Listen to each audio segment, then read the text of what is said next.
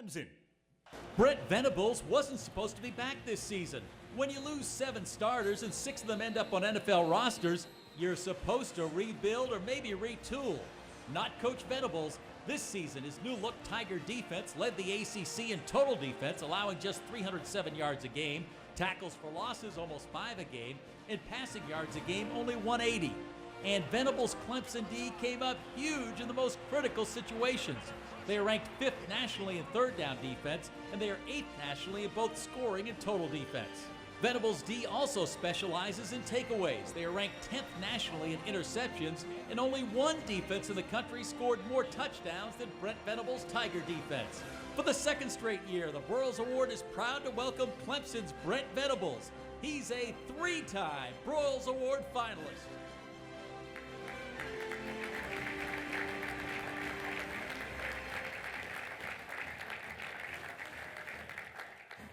Well, being here the third time doesn't make it any easier. I'm like Coach Levitt, and I'll bring you up to date on our background together here in a minute. But I'm uncomfortable as well.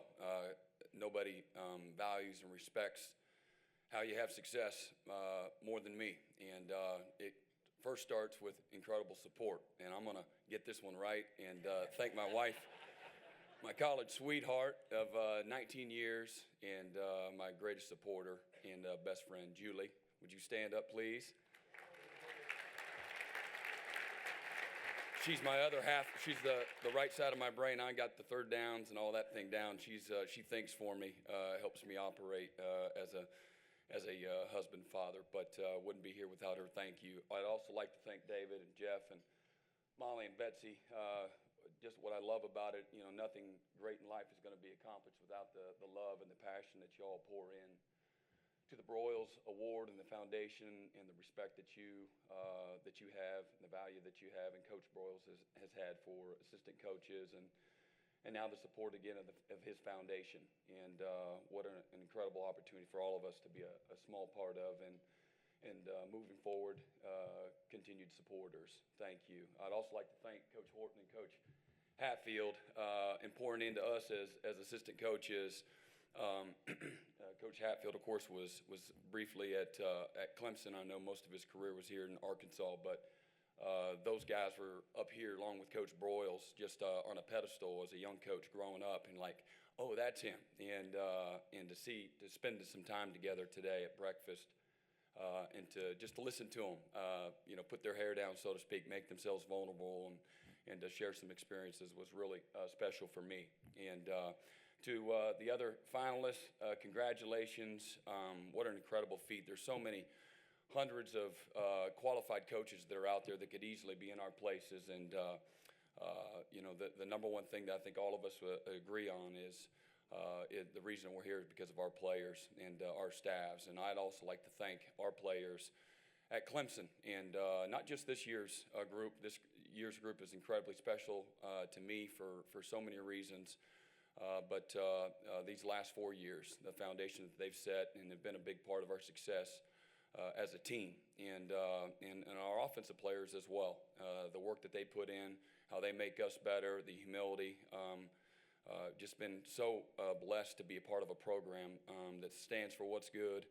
And again, the way they work, the way they complement one another, the humility they allow us to coach them, and that never give up attitude. It's very humbling to be a part of. And they take a lot of pride in their work.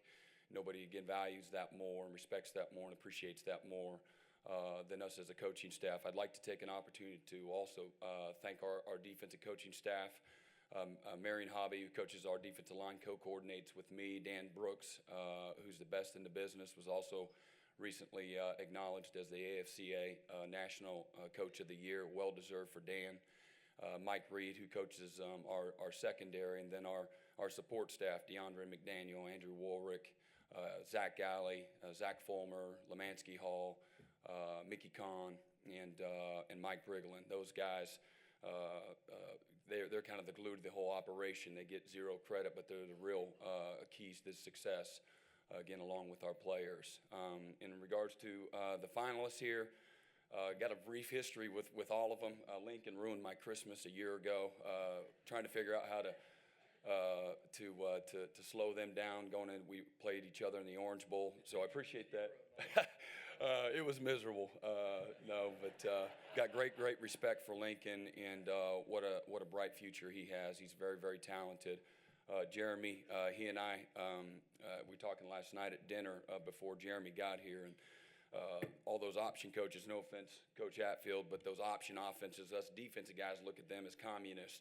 And so Jeremy and I have, amongst other things, have shared some ideas back and forth on the best ideas to try to slow those guys down. I'm going to skip the next one here and go to Matt Canada, who kicked our teeth in this year, humbly so. We still haven't stopped the option play, the little shovel option, and what an amazing job he's done. Did a great job at Wisconsin, NC State. Very humble to be up here. Very well-deserved recognition for Matt and the job that he's done his whole career, but what an impact he's had in such a short time there at Pitt. And then Coach Brown, nobody does it better. We would watch, when he was at Boston College, we would watch their film. Where's the Boston College game of every common opponent, and see what his plan was, because just from a strategy standpoint, toughness standpoint, fundamental standpoint, his boys were always spot on, and got a lot of admiration and respect for Coach Brown. And then last but not least, but Coach Jim Leavitt gave me my first opportunity as a player. I played at Kansas State, and Coach Leavitt was my linebacker coach. To be on the same stage with him is pretty humbling, and so we go way back. And he and Coach Bob Stoops were co-coordinators. But Coach Leavitt taught me a lot about the game. And coming from a single family home, coaches were always, they kind of bridged that gap for me and my father. So great example for me. I've been real fortunate to have a lot of really strong mentors. And Coach Leavitt, he offered me my first full-time job. So I was a GA at Kansas State for 3 years. And then Coach Leavitt was going to South Florida to start that program. Now, what he did there was next to remarkable. He had them in the top 5 in the country back-to-back years.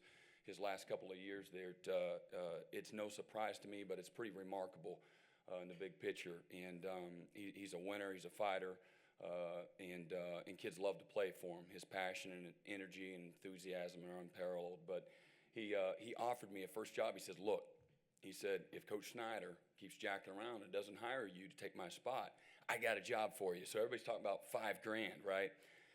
He said, "I got a job, but I can't pay you. You're going to have to work for free."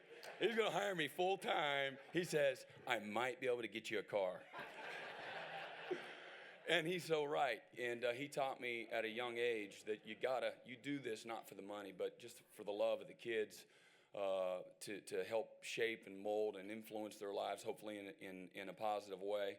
All of us have been gifted from God. God is good all day, all the time, and He's gifted all of us with a love for the game and the love for the opportunity to again make a difference in young people's life. Probably to a man, we've all been influenced that way, and I know certainly I have. I'd like to acknowledge the 3 head coaches that I've had good fortune to work for, and Bill Schneider. Gave me my first opportunity as a player and awarded me a scholarship. And he taught me about you get what you earn, and I walked on and earned a scholarship. And he taught me so many things that I still carry to this day. I remember the first staff meeting I was in as a young GA, and I was just in awe of how thorough Coach Schneider was. There's nothing that he doesn't think of. And his organizational skills, his attention to detail, his consistency. He's never really high, he's never really low, and what a great quality he is. Just a tremendous mentor, and made a tremendous impact for me as a coach. And Coach Bob Stoops, who was, again, also a coach on the staff there at Kansas State when he took the job at Oklahoma in 1999, got an opportunity to go coach with Coach Stoops. And as good of a man as there is in the business. He's a guy's guy. He gets it. Great family man. He taught me so many things on how to balance the rigors and the stresses and the demands of being a college football coach and being a great family man, husband and father, and have fun while he's doing it. But taught me about toughness and confidence. And then I want to say a special thanks to Coach Dabo Sweeney and his wife, Kathleen. Just great people, incredible people, as much as they are anything. Coach Sweeney is authentic as it gets in this business. He makes himself very vulnerable. He's not afraid to have his guard down in a profession where we all got our guard up, 24/7. He's a glass half full. He's a perpetuator of the positive. He loves life. He loves players. But he has a genuine love and concern and care and appreciation for players. And if I've learned something, and he hits a lot of the other categories a lot of the other coaches did, but it's that. And he's got a glass half full mindset, 24/7, and has really helped me grow professionally in so many ways, both on and off the field. And I'm forever indebted to him and his family and the Clemson family and the Clemson University for giving me the opportunity that I have to work at a great place every day with great people. So I really appreciate the opportunity to be here again, and again, the Broyles Foundation. Honored, humbled, all the above, and thrilled to be here. Thank you.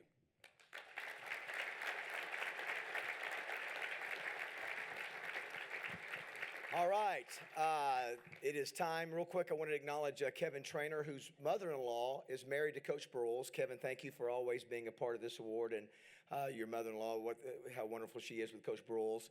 At this time, first of all, let's give it up for our finalists. Was that not an amazing group? Wow. It's the most painful thing because all 5 of them could win. I mean, that's how close the voting is. All 5 of them really could have one of these, but only one could be called the winner.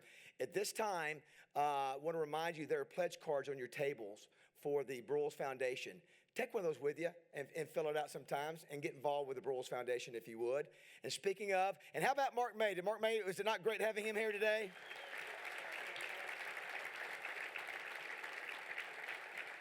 All right. It is time. Betsy and Molly, will you please come to the podium? Mark, you can come stand behind them, but this will be the first time that Betsy and Molly will announce a winner. We won't mark behind them. And coaches, again, thank you for the great jobs you do with your young men in your program. Thank you for being here. All of you are winners.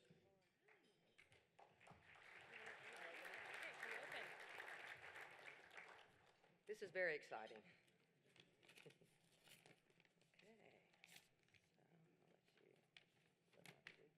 All right, congratulations, Coach Venables.